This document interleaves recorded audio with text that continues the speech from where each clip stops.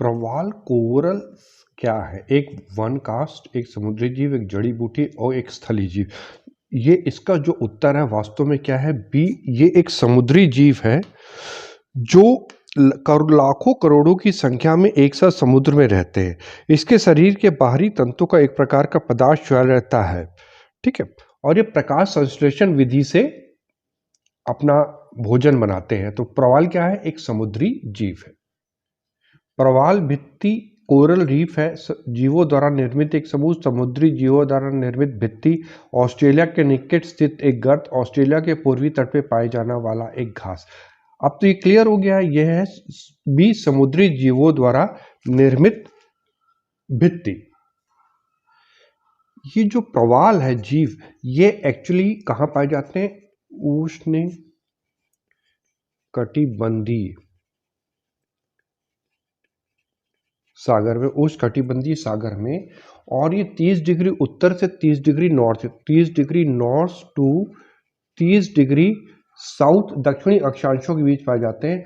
और ये कारण, ये उष्णकटिबंधीय सागरों में क्यों पाए जाते हैं? कारण है कि यहाँ का तापमान 20 से 21 डिग्री सेल्सियस रहता है, इसलिए ये तापमान चूंकि उष्णकटिबंधीय सागरों में मिलता है तो यही पनपते हैं। और ये करीब 200 से 250 फीट की गहराई में इनका विकास होता है। तो ये जान लीजिए कि प्रवालों का विकास होता है उष्णकटिबंधीय सागर में, 30 डिग्री उत्तर से 30 डिग्री दक्षिणी अक्षांशों के मध्य।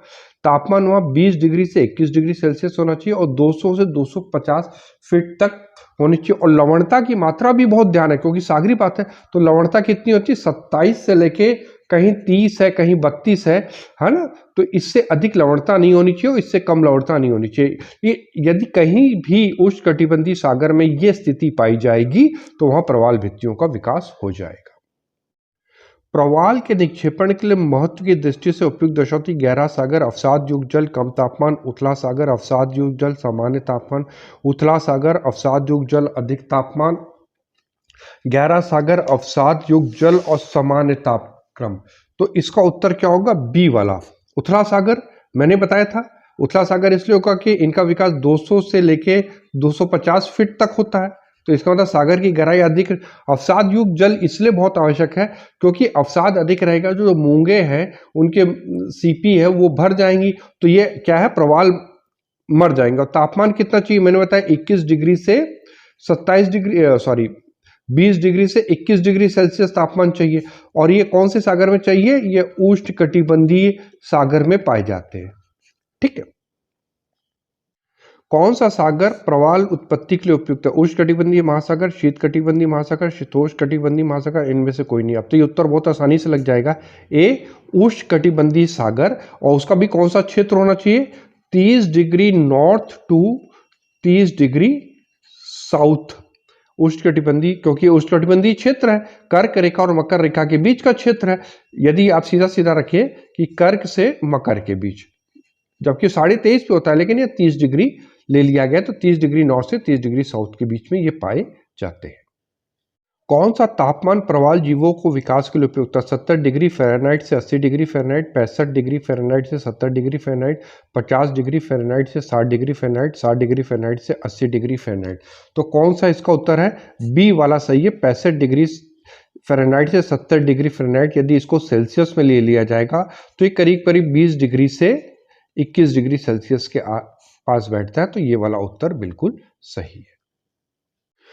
प्रवालों के विकास के लिए औसत सागरीय लवणता होनी चाहिए 22 डिग्री से 22, ये ग्राम प्रति 00 सब में जोड़ लीजिएगा, है ना, क्योंकि ये इसी तरह लिखा जाता है, ये एक के बाद ऐसे ग्राम प्रति हजार।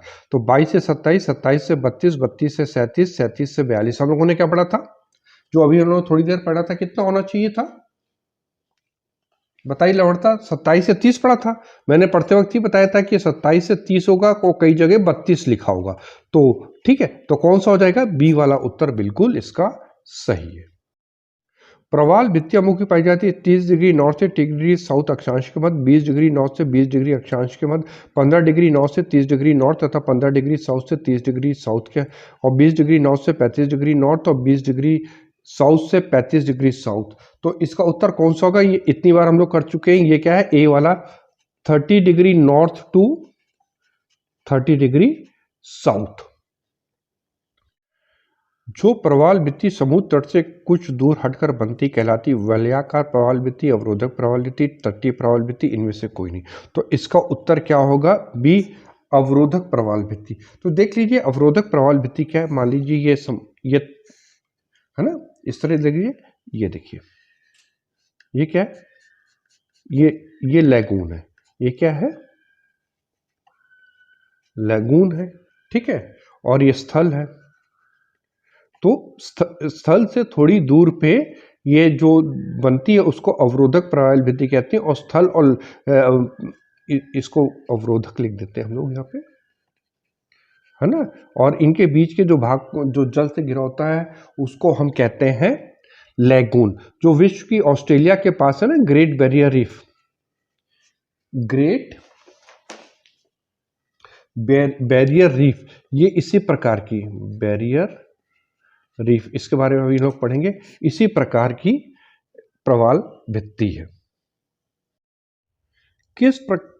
किस प्रवाल भित्ति का आकार घोड़े के नाल या मुद्रिका के साथ? तटीय प्रवाल भित्ति, अवरोधक, एटॉल, और इनमें से कोई नहीं। तो इसका उत्तर क्या है? 9th का सी, एटॉल, ठीक है। इसको वलयाकार भी कहते हैं और ये बहुत सिंपल है। ये देखिए इस तरह बनाएंगे इसको।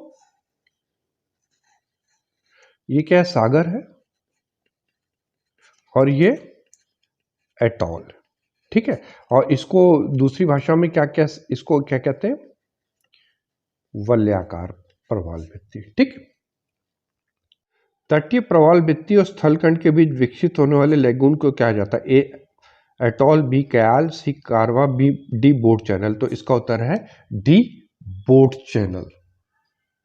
प्रवाल भित्तियों की उत्पत्ति से संबंधित भू अवतलन सिद्धांत का प्रतिपादन क्या सर? गार्डिनियर, डार्विन, मरे और डेली ने किसका किया था? डार्विन ने किया था। और ये 1937 में किया था। बाद में इसको 1942 पे इस पे संशोधन आया था। और ये बिकनी आइलैंड पे था, बिकनी आइलैंड पे अध्ययन पे आधारित था 1937 पर। प्रवाल भित्तियों की उत्पत्ति से संबंधित हिमानी नियंत्रण सिद्धांत का प्रतिपादन डाना, डेविस, डेली और जॉली ने किया था। इसका प्रतिपादन डेली ने किया था। ये कब किया था? 1880 में। और किस द्वीप पे किया था? सोलोमन द्वीप पे, सोलोमन आइलैंड पे अध्ययन पे आधार था, डेली ने किया था। विश्व के सबसे बड़ी प्रवाल भित्ति ग्रेट बैरियर रीफ कहाँ स्थित है? ऑस्ट्रेलिया के पूर्वी तट पे, ऑस्ट्रेलिया के उत्तर पूर्वी तट पर, ऑस्ट्रेलिया के दक्षिणी पूर्वी तट पे, ऑस्ट्रेलिया के पश्चिमी तट पर। तो इसका उत्तर क्या होगा? ऑस्ट्रेलिया के पूर्वी तट पर। देखिए यदि ऑस्ट्रेलिया के हम मानचित्र को ध्यान से देखें इस तरह, है ना, तो यहाँ पे है ग्रेट बैरियर रीफ। और ये करीब करीब जान लीजिए कि 1900 किलोमीटर लंबाई है इसकी। कितनी है? 1900 किलोमीटर इसकी लेंथ है और 160 किलोमीटर इसकी विड्थ है, चौड़ाई है। तो ये पूरे पूर्व पे नहीं है, ये उत्तर में है। यदि कभी कभी उत्तर पूर्वी तट भी मान सकते हैं आप, लेकिन इसके हिसाब से इसका पूर्वी तट बिल्कुल सही उत्तर होगा। इस मानचित्र पे देखिए ऑस्ट्रेलिया का तट है, ये देख रहे हैं आप, ग्रेट डिवाइडिंग रेंज लिखा हुआ है। और ये देखिए ग्रेट बैरियर रीफ बना हुआ है, ये देखिए ग्रेट बैरियर रीफ बना हुआ है यहाँ पे। तो ये ऑस्ट्रेलिया के पूर्वी तट पे तो है, उत्तरी तट पे तो है, लेकिन पूरा पूर्व पे नहीं है। इसलिए पूरा उत्तर पूर्व ना लेके इसको उत्तरी पूर्वी तट मान लिया जाता है। प्रवाल भित्तियां समुद्री प्रतिरूप है शीतोष्ण वनों की, उष्णकटिबंधीय वर्षा वनों में सवाना की शुष्क भूमि के। इसका उत्तर है बी, उष्णकटिबंधीय वर्षा वन। माना जाता है कि प्रवाल भित्तियों में इतनी विविधता और इतने टाइप्स पाए जाते हैं, उतने टाइप्स तो शायद वर्षा वनों में भी नहीं देखने को मिलते जितने प्रवाल भित्तियों में देखने को मिलते हैं। कोरल रीफ या ज्वासम पट्टी कहाँ पाई जाती है? 18 डिग्री सेल्सियस से ऊपर शीतोष्ण जलवायु में, कर्क और मकर रेखाओं के बीच तटीय क्षेत्रों में, महाद्वीपों और द्वीपों के पूर्वी और पश्चिमी तटों में, ठंडे समुद्री तटों पे। तो देखिए शीतोष्ण कटिबंधीय गलत है, क्योंकि उष्ण कटिबंधीय समुद्री तट पर भी हो गए, कर्क और मकर के बीच तटीय क्षेत्रों में। तो ये उत्तर भी सही हो सकता है। महाद्वीपों और द्वीपों के पूर्वी में ज्यादातर ये पाए जाते हैं। तो ये सी वाला उत्तर इसका बिल्कुल सही होगा।